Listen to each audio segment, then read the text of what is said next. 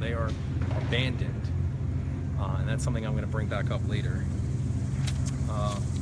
In his water, the gentleman I'm currently speaking about, in his home, when you turn on the tap, he calls it sand. He said there's sand that comes out of the water that sits in his glass, and it's sediment. It's sediment from the pipes eroding, getting into the water supply, and being directed right into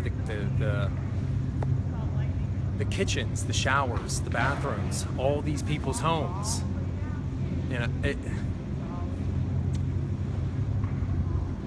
He's getting blood tests to check his blood, and the state isn't even covering the cost. His insurance company is, which begs the question, all of the residents in Flint don't have health insurance. So are they even being tested? Who's testing their blood? Who's covering the cost? Because it's not the government. The next gentleman was the Bernie Sanders supporter who had the signs outside of his house on the fence. And I've got lots of pictures from this trip that I'm going to be putting up later in a post for you guys to look through, both good and bad. But we spoke to him. We went in his house as well. He grew up in Michigan, left to go to Florida, and then came back to Michigan. And all that movement, all that transportation was done for jobs. He was following the work.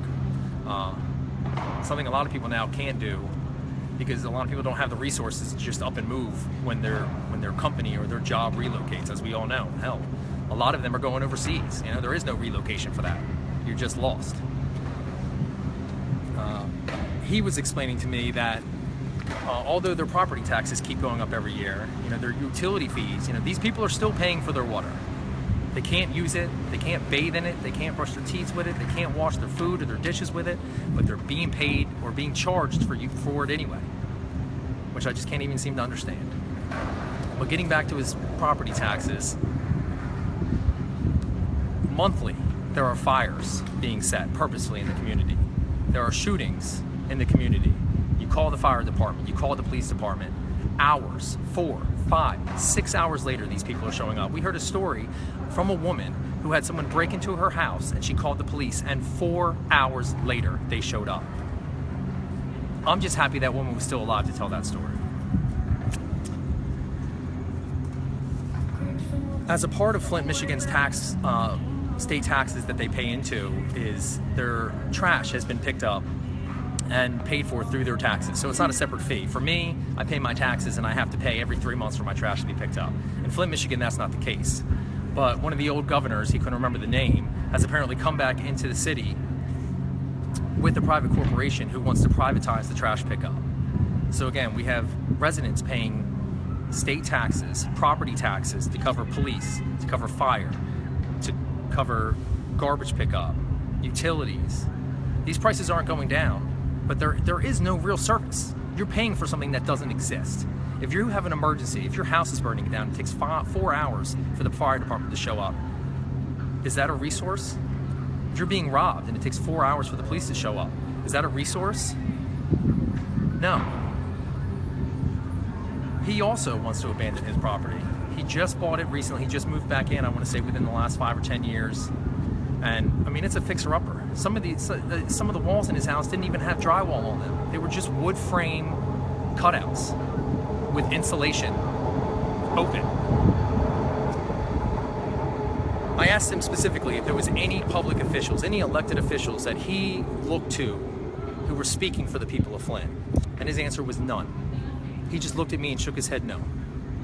There's nobody that he trusts right now in office to work for their community or speak for them as a whole.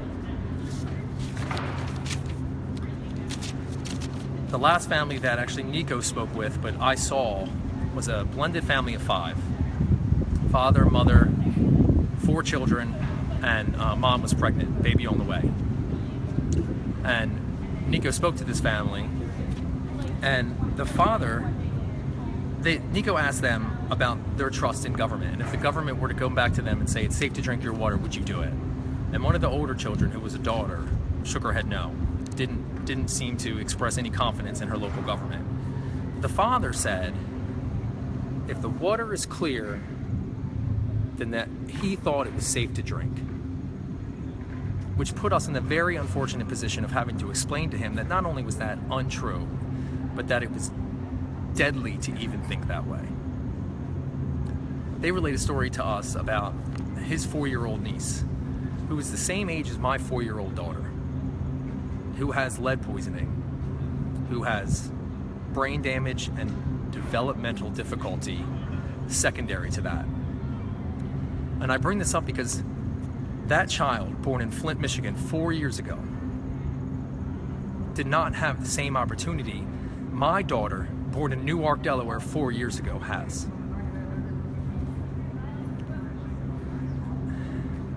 That little girl is forever broken. There is no recovery from lead brain damage. She's going to require assistance from her family, and I would love to say the state, but we all know that they're not going to help. For the rest of her life, she's going to need help. And every time I watch my daughter succeed, every time I see her learn new things, I'm going to think about that four-year-old little girl in Flint, who, although is aging alongside my daughter, is never going to experience the same life that she does.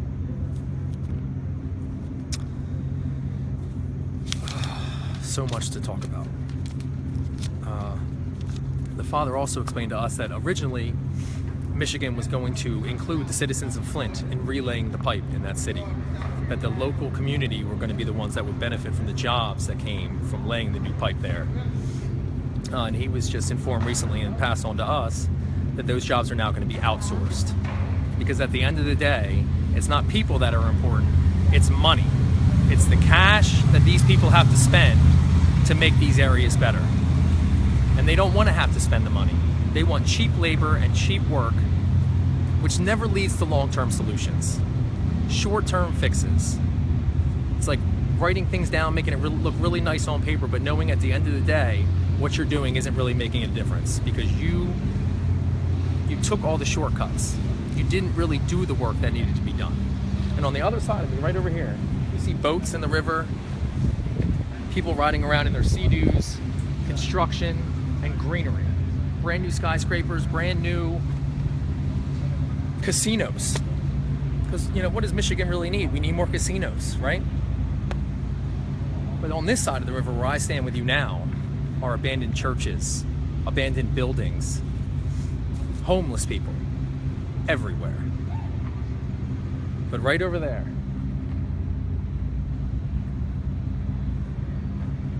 opportunity. Over here, oppression.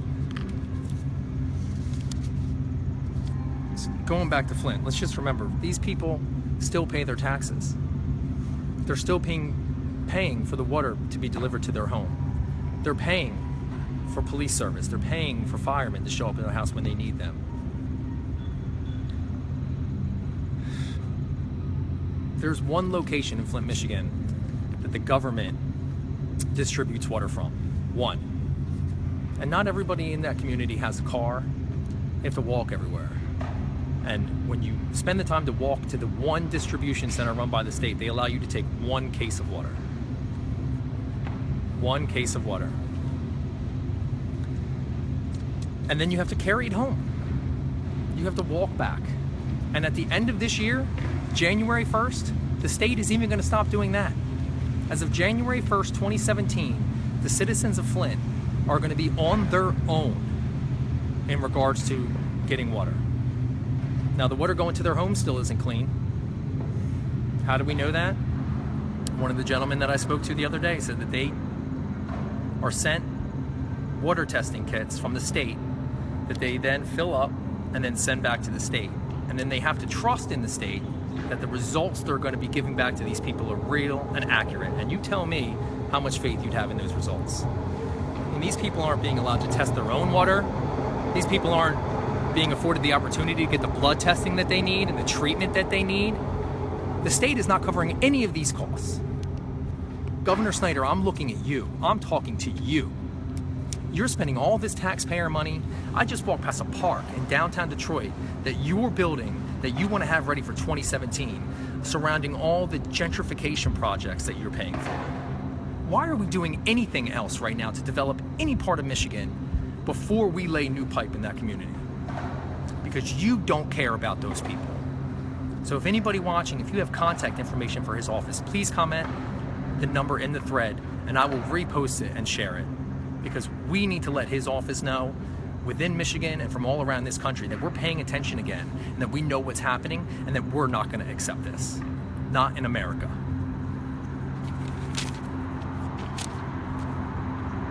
The people of Flint feel completely abandoned by their government. And I know this because the first gentleman who had lived in Flint, Michigan for 42 years, I asked him a question about living in Flint.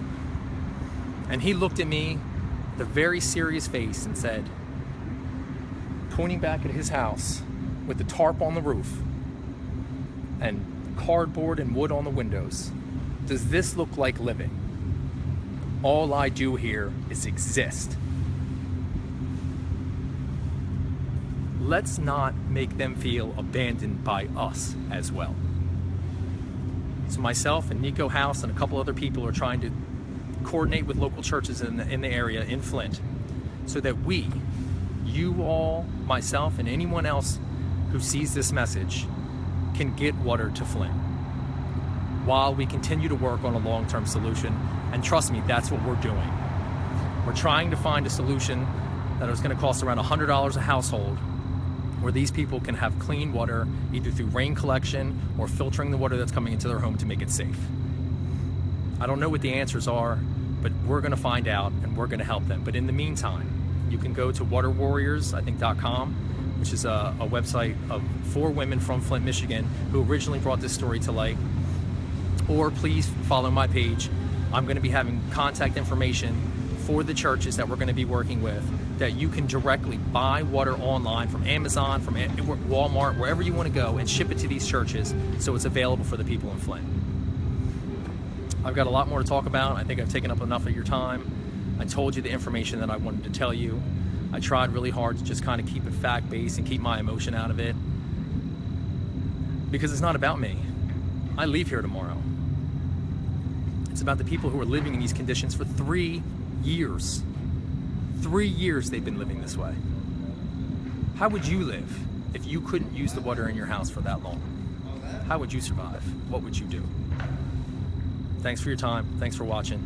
Again, please share.